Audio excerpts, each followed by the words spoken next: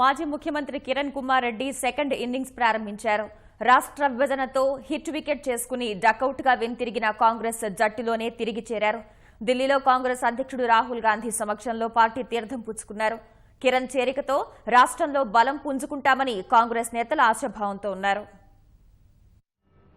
నల్లారి కిరణ్ కుమార్ రెడ్డి ఉమ్మడి ఆంధ్రప్రదేశ్కు ఆఖరి ముఖ్యమంత్రి. రోసియ తర్వాత అనూహ్యంగా పదవి దక్కించుకున్న నాయకుడు. రాష్ట్ర విభజన సమయంలో కాంగ్రెస్ అధిష్టానంపైనే తిరుగుబాటు బావుటా ఎగరేసిన నేత.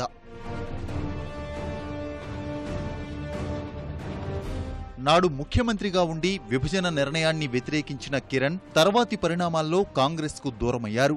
జై సమైక్యాంధ్ర పార్టీ పెట్టారు. 2014లో ఎన్నికల్లో అభ్యర్థులను బరిలోకి దింపారు. నవ్యాంధ్ర ప్రజలు వారిని ఆదరించలేదు.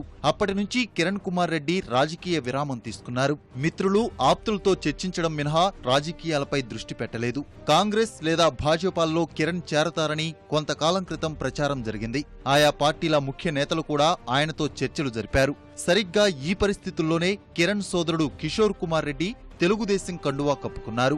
ఆ సందర్భంగా ముఖ్యమంత్రి చంద్రబాబు కిరణ్ పైన ప్రశంసలు కురిపించడం రాజకీయ వర్గాల్లో చర్చకు దారితీసింది. పసుపుగూటికి వెళ్లేందుకే ఆయన సోదరుడిని పంపారనే వాదన వినిపించింది. తమ్ముడి నిర్ణయంతో తనకు సంబంధం లేదని సన్నిహితులకు స్పష్టం చేసిన కిరణ్ తాను మాత్రం తెలుగుదేశంలో చేరబోనని చెప్పారు. విభజన అపవాదుతో ఏపీలో తుడిచిపెట్టుకుపోయిన కాంగ్రెస్ వచ్చే ఎన్నికల్లో తిరిగి ఉనికి చాటుకునేందుకు వ్యూహాలు రచిస్తుంది. పార్టీని వీడిన కీలక నేతలను రారమ్మంటోంది. అందులో భాగంగా కిరణ్ పైన గురిపెట్టింది. ఆయనను తిరిగి పార్టీలో చేర్చుకునేందుకు చేసిన ప్రయత్నాలు ఫలించాయి. కొన్ని రోజుల పాటు సాగిన చర్చల అనంతరం కిరణ్ కుమార్ రెడ్డి తిరిగి కాంగ్రెస్ గూటికి చేరారు.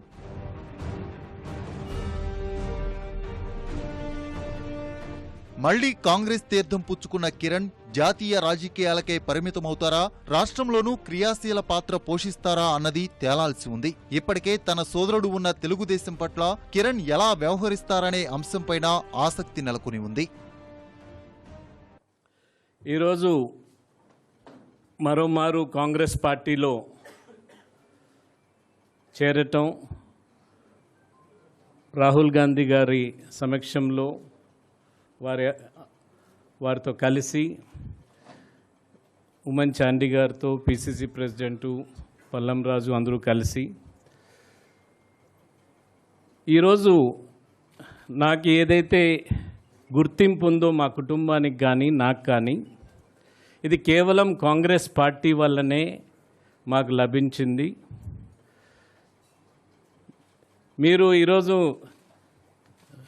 నేను పరిచయం అంటే అది కాంగ్రెస్ పార్టీ వల్లనే వచ్చిన ఎమ్మెల్యే సీట్స్ కానీ, ఎమ్మెల్యేగా గెలిచిన దానికి కానీ, మా తండ్రి మంత్రి అయిన దానికి కానీ, లేక నేను చీఫ్ విప్గా కానీ, స్పీకర్గా కానీ, చీఫ్ మినిస్టర్గా కానీ, కేవలం 2 అంశాల వల్ల అది సాధ్యమైంది.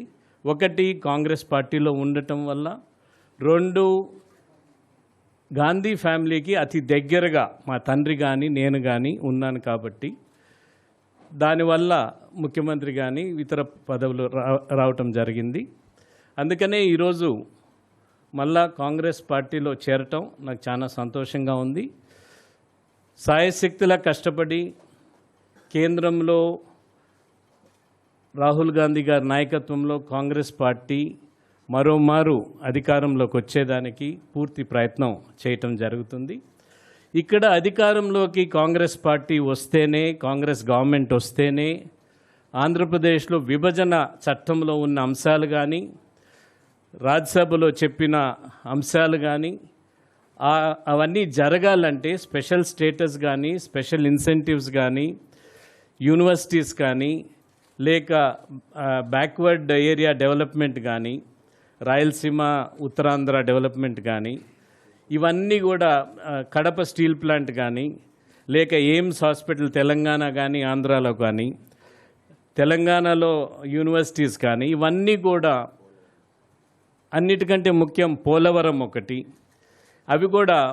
ఇవన్నీ కూడా తొందరగా పూర్తయి ప్రజలకు ప్రతిఫలం రావాలంటే కాంగ్రెస్ పార్టీ ఇక్కడ వస్తే తప్ప అక్కడ జరగదని పూర్తి నమ్మకంతో నేను ఈరోజు మరోమారు రాహుల్ గాంధీ గారి నాయకత్వంలో కాంగ్రెస్లో చేరటం జరిగింది.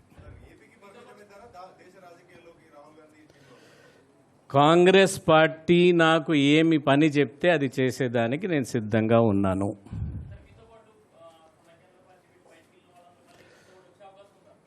చాలా మందితో మాట్లాడుతున్నాం. చాలా మంది ఇప్పటికి కూడా 35-40 మంది ఎమ్మెల్యేలుగా ఇతర పదవులు అనుభవించిన వారు గమ్మునున్నారు. వాళ్ళతో మాట్లాడటం జరుగుతుంది. త్వరలో ఎంతమంది కాంగ్రెస్ పార్టీలోకి తేగలుగుతామో వారందరినీ కూడా తేవటం జరుగుతుంది.